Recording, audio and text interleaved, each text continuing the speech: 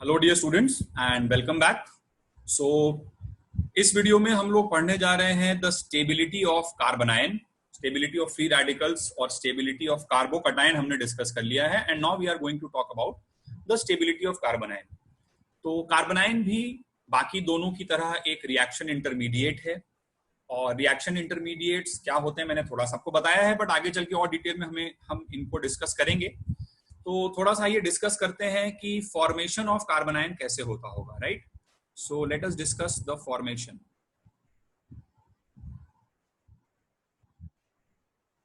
तो कार्बनाइन का जो फॉर्मेशन है, अगेन अनायन है, आप इसका नाम जैसे सोच सकते हो कार्ब अनायन। तो कार्ब कटायन आपने सोचा था कि कार्बन पर प्लस चार्ज, तो अनायन मतलब होता है नेगेटिव चार्ज। तो कार्बन पर नेगेटिव चार्ज अगर होगा तो वैसी स्पीसीज को हम लोग कार्बनाइन बोलेंगे, ठीक है।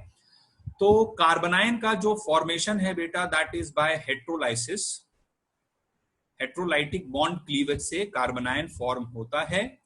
और एक बहुत ही सिंपल सा एग्जांपल अगर मैं आपको लेके बताऊं, तो जैसे सपोज करिए कि कार्बन से एक हाइड्रोजन लगा है, इधर एक हाइड्रोजन लगा है, इधर एक हाइड्रोजन लगा है, और एक कोई ग्रुप मान लीजिए इस कार्बन से लगा हुआ है X, ठीक है।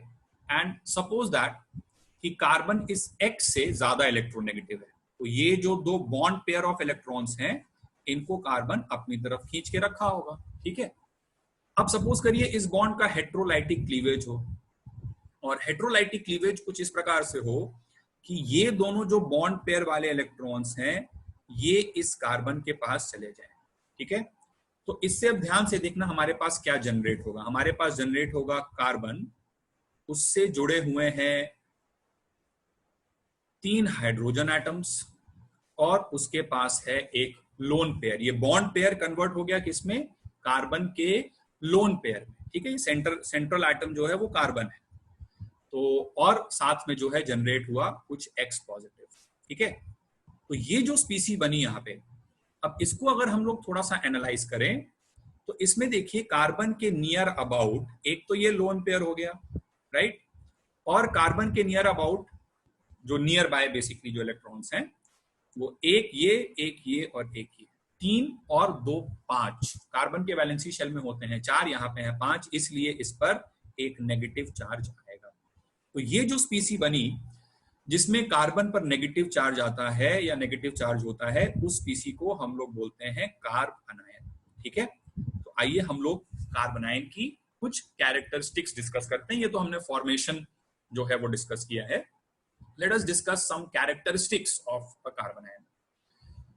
तो मूव करते हैं नेक्स्ट स्लाइड पर। तो एक जनरल कार्बनाइन को हम लोग कुछ इस तरह से रिप्रेजेंट कर सकते हैं। एक जनरल कार्बनाइन अगर हमारे पास है तो कार्बन, और इस कार्बन पर है एक लोन पेयर और उससे कुछ 3 ग्रुप्स लगे हुए हैं।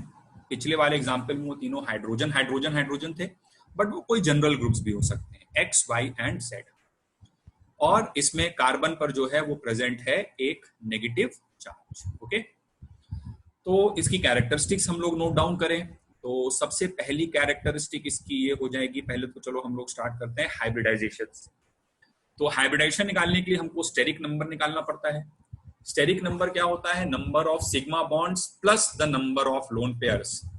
तो कार्बन की हाइब्रिडाइजेशन अगर निकालें तो 1 sigma bond, 2 sigma bond, 3 sigma bond और एक है लोन पेयर, तो स्टेरिक नंबर इज 4 एंड इसका हाइब्रिडाइजेशन है sp3, ठीक है। अब हाइब्रिडाइजेशन sp3 है तो शेप इसका जो है वो एक तो लोन पेयर है, लोन पेयर को हम लोग कंसिडर नहीं करते शेप बताते समय, तो बॉन्ड पेयर्स को ही कंसिडर करना होता है, ठीक है। तो इसका जो शेप है that will be pyramidal. Basically अगर आपको केमिकल बॉन्डिंग का अंदाजा है तो बिल्कुल अमोनिया जैसा इसका स्ट्रक्चर है। अमोनिया का स्ट्रक्चर आपने बनाया होगा, उसमें यहाँ नाइट्रोजन रहता है, एक लोन पेयर रहता है, लेकिन नेगेटिव चार्ज नहीं रहता बस, क्योंकि नाइट्रोजन जैसे इसमें नेगेटिव चार्ज क्यों आया, क्योंकि कार्बन के पास नियर बाय इलेक्ट्रॉन 5 हो गए, ठीक है, तो इस वजह से नेगेटिव चार्ज आया। लेकिन अगर नाइट्रोजन होता तो नेगेटिव चार्ज नहीं आता यहाँ पर, क्योंकि नाइट्रोजन पे तो वैसे ही 5 इलेक्ट्रॉन होने चाहिए थे। तो बिल्कुल इसका अमोनिया जैसा स्ट्रक्चर है,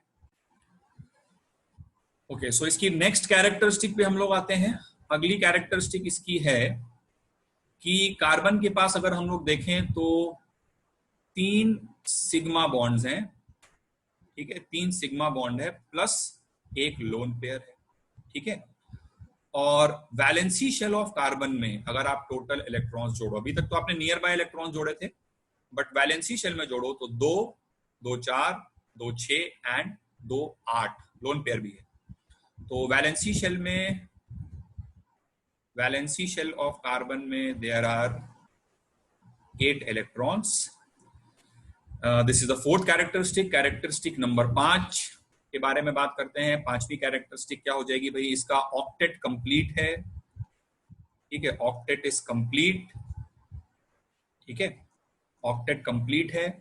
और लोन पेयर होने के कारण, नेगेटिव चार्ज होने के कारण ये एक इलेक्ट्रॉन रिच स्पीसीज है, ठीक है, इलेक्ट्रॉन रिच स्पीसीज है।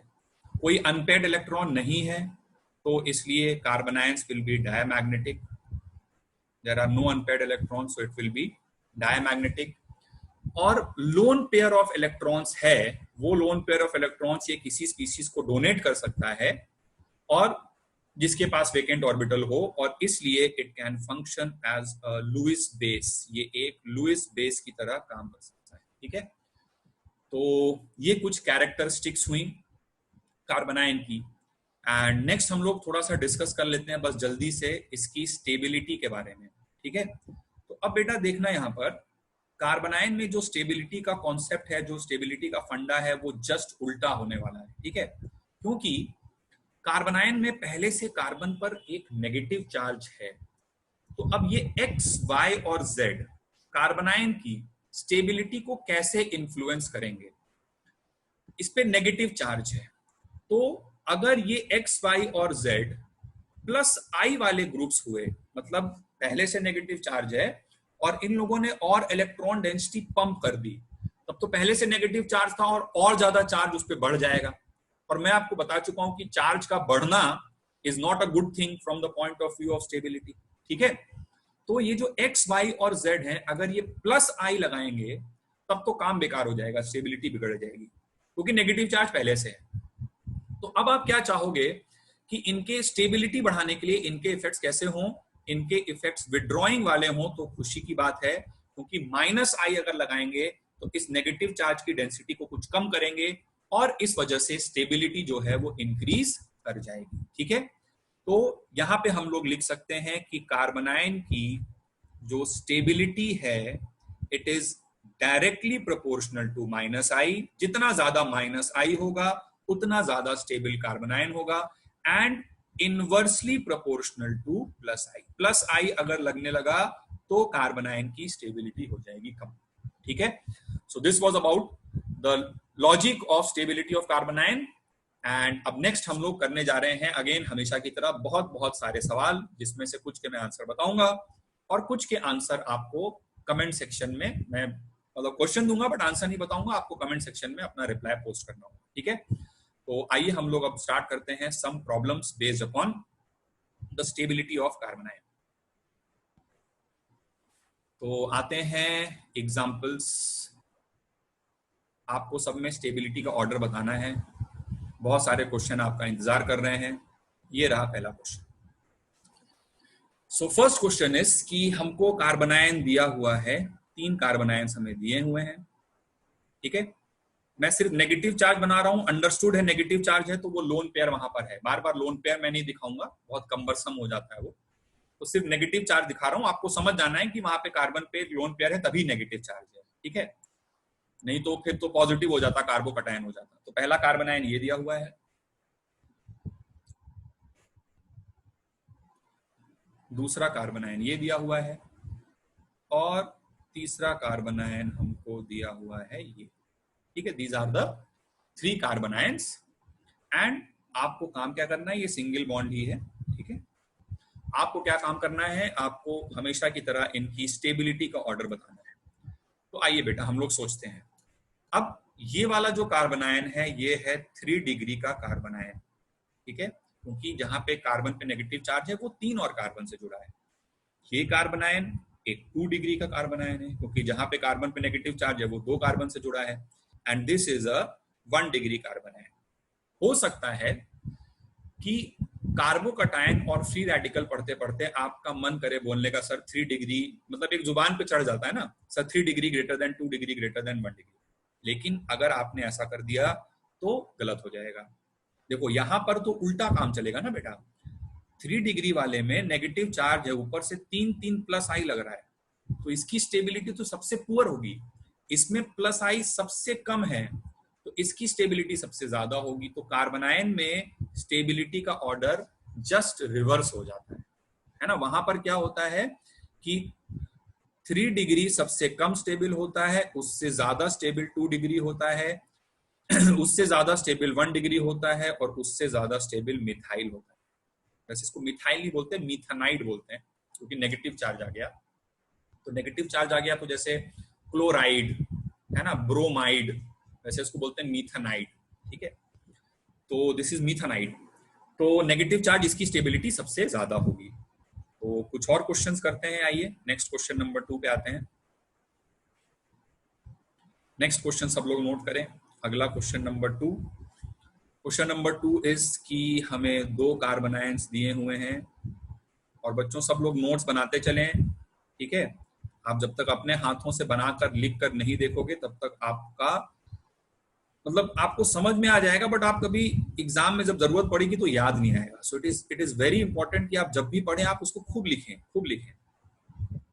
तो मैं खुद जब आईआईटी की तैयारी कर रहा था तो इनिशियली मुझे ऑर्गेनिक से बहुत डर लगता था, ठीक है, लेकिन फिर मैंने क्या स्टार्ट किया कि मैंने ऑर्गेनिक को खूब लिख लिख के पढ़ना स्टार्ट किया। मैंने ये सोचा कि मैं जब भी ऑर्गेनिक पढ़ूंगा तो सिर्फ पढ़ूंगा नहीं, मैं जो भी पढ़ रहा हूँ साइड बाय साइड उसको लिखता भी चलूंगा। तो उससे धीरे धीरे करके फिर कॉन्फिडेंस फाइनली बिल्डअप हुआ। तो आइए क्वेश्चन पे चलते हैं दोबारा फिर से एक बार वापस, और क्वेश्चन नंबर 2 में हमें 2 कार्बन आयंस दिए हुए हैं। Let me complete the question. एक कार्बन आयन दिया हुआ है ये, और दूसरा कार्बन आयन दिया हुआ है ये, ठीक है। आप समझ रहे हैं जहां नेगेटिव चार्ज है वहां लोन पेयर होगा। तो आपको बताना है what will be the stability order. तो अगेन फिर से अगर सोचें हम लोग यहाँ पर इस क्वेश्चन में थोड़ा दिमाग लगाएं, तो देखिए अब यहाँ पर क्या है, this is a 3 degree carbon ion, ठीक है। 3 मिथाइल का साइड से प्लस आई लग रहा है, पहले से नेगेटिव चार्ज है और इलेक्ट्रॉन डेंसिटी भेजी जा रही है।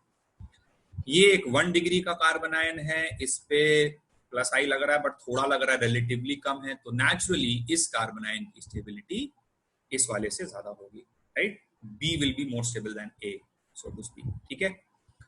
तो आगे बढ़ते हैं, नेक्स्ट हम लोग बात करते हैं क्वेश्चन नंबर 3 पे आ जाते हैं। क्वेश्चन नंबर 3 एग्जांपल लेते हैं, example number 3। Example number 3 is CH triple bond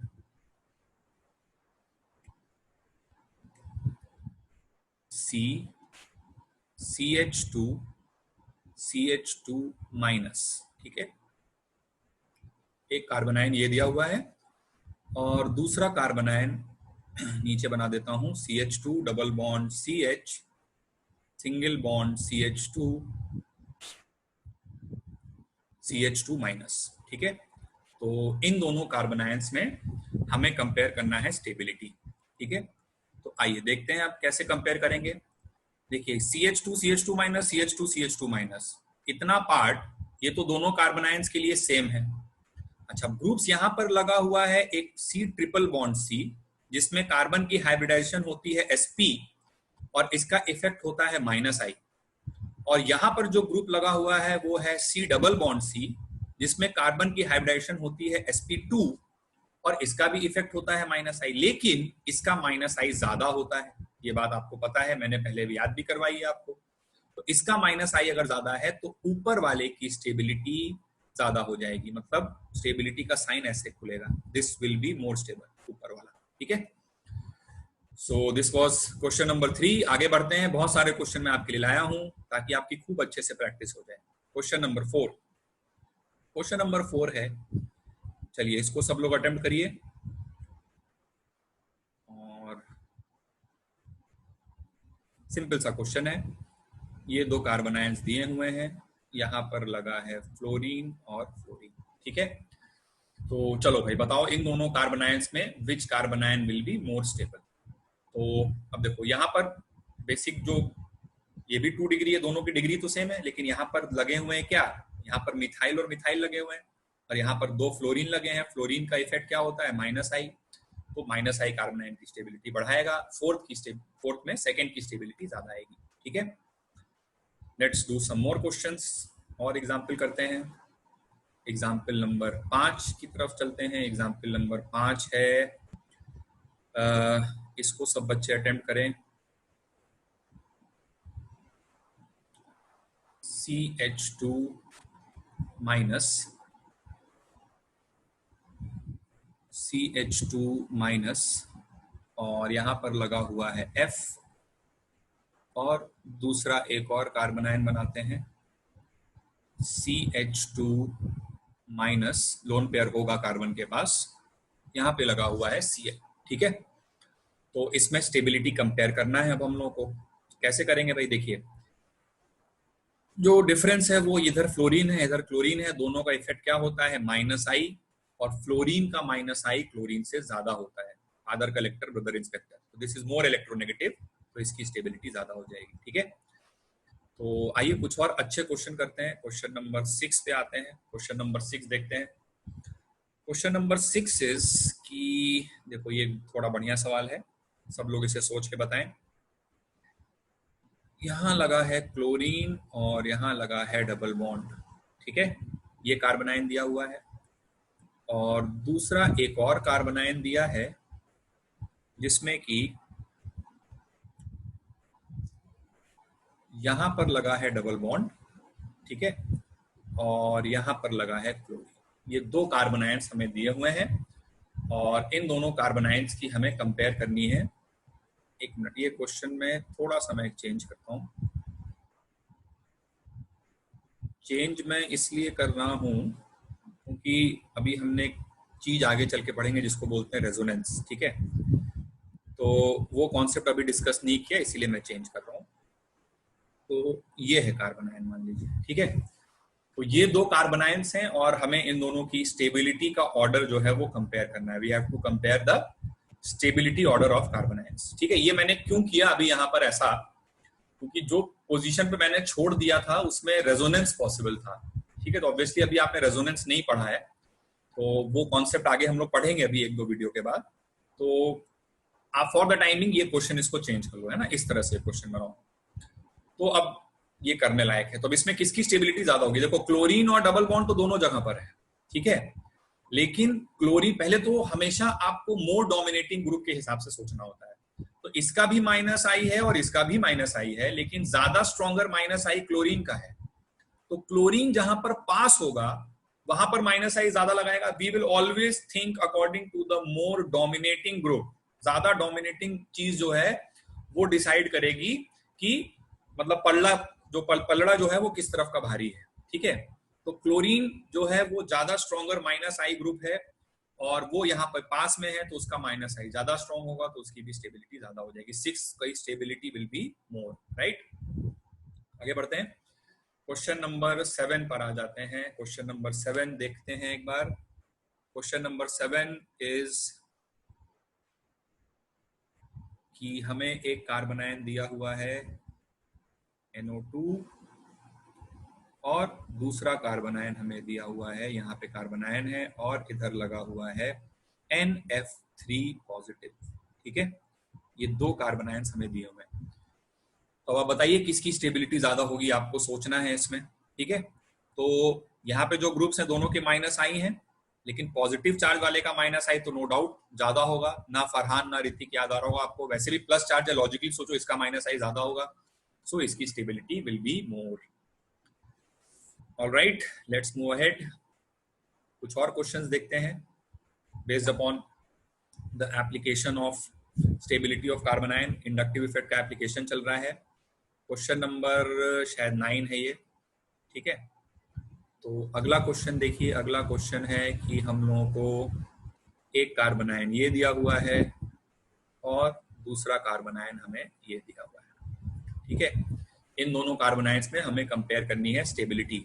so again यहाँ तो कोई ग्रुप एज सच नहीं है, यहाँ तो सब एल्काइल ग्रुप्स हैं, प्लस आई लगा रहे होंगे, लेकिन यहाँ पर एक आ गया C डबल बॉन्ड C जो माइनस आई लगा रहा होगा और उस कारण से इस वाले कार्बन आयन की स्टेबिलिटी ज्यादा हो जाएगी। ठीक है, तो let's do some more numericals. Again कुछ और एक दो क्वेश्चन देखते हैं। अब कुछ क्वेश्चन मैं आपको दे रहा हूं, एक क्वेश्चन आपको दे रहा हूं, और तो क्वेश्चन नंबर 10 है कि हमें 3 कार्बन आयंस दिए हुए हैं और पहला कार्बन आयन है, इसमें लगा हुआ है CH3, एक और हमें दूसरा कार्बन आयन दिया हुआ है, इसमें लगा हुआ है, नेगेटिव चार्ज है, उसमें लगा हुआ है CD3, और एक और हमें तीसरा कार्बन आयन दिया हुआ है जिसमें लगा हुआ है CE3। ठीक है, तो अब आपको क्या करना है भाई, इनकी स्टेबिलिटी का ऑर्डर बताना है। तो फटाफट सोचिए, इसमें जो ग्रुप्स हैं उनके इफेक्ट कैसे हैं, प्लस आई, लेकिन ये आपने पढ़ा हुआ है टी का प्लस आई सबसे ज्यादा होता है, मैक्सिमम प्लस आई ये लगाता है, तो प्लस आई लगने से कार्बन आयन की स्टेबिलिटी तो कम हो जाएगी, तो ये ऑर्डर हो जाएगा स्टेबिलिटी। ठीक है, तो 10 क्वेश्चंस मैंने किए, सारे सभी आंसर्स आपको बताए, डिस्कस किए। अब कुछ क्वेश्चंस मैं आपको देने जा रहा हूं जिसके आंसर्स मैं नहीं बताऊंगा, you have to leave your answer in the comment box. ठीक है, तो क्या तैयार हैं आप लोग? तो लीजिए, पहला क्वेश्चन नंबर 11 ये रहा। क्वेश्चन नंबर 11 है कि आपको कार्बन आयंस दिए हुए हैं, जब आप कमेंट करें तो साथ में क्वेश्चन नंबर के साथ कमेंट करें ताकि मैं आपको बता सकूं कि आपका आंसर सही है या नहीं। तो CH2 माइनस है और यहाँ पे लगा हुआ है CH3, एक दूसरा कार्बन आयन भी दिया हुआ है और यहाँ भी है CH2 माइनस, और यहाँ पर लगा हुआ है CCl3, और एक तीसरा कार्बन आयन भी है जिसमें यहाँ पर है CH2 माइनस, और यहाँ पर लगा हुआ है CF3। ठीक है, ये 3 कार्बन आयंस आपको दिए हुए हैं, इन तीनों के नाम मैं कुछ कुछ रख देता हूं। Let's call this A, let's call this B and let's call this C। Answer आपको बताना है स्टेबिलिटी का ऑर्डर। ठीक है, leave your answer in the comment box, और कमेंट में जब आप लिखेंगे तो क्वेश्चन नंबर 11 इस तरह से आंसर लिखेंगे। ठीक है, तो मैं आपको बताऊंगा कि आपका आंसर सही है या नहीं। क्वेश्चन नंबर 12, एक क्वेश्चन और मैं आपको दे रहा हूं बेटा। क्वेश्चन नंबर 12 है कि अगेन 3 कार्बन आयंस हमारे पास हैं,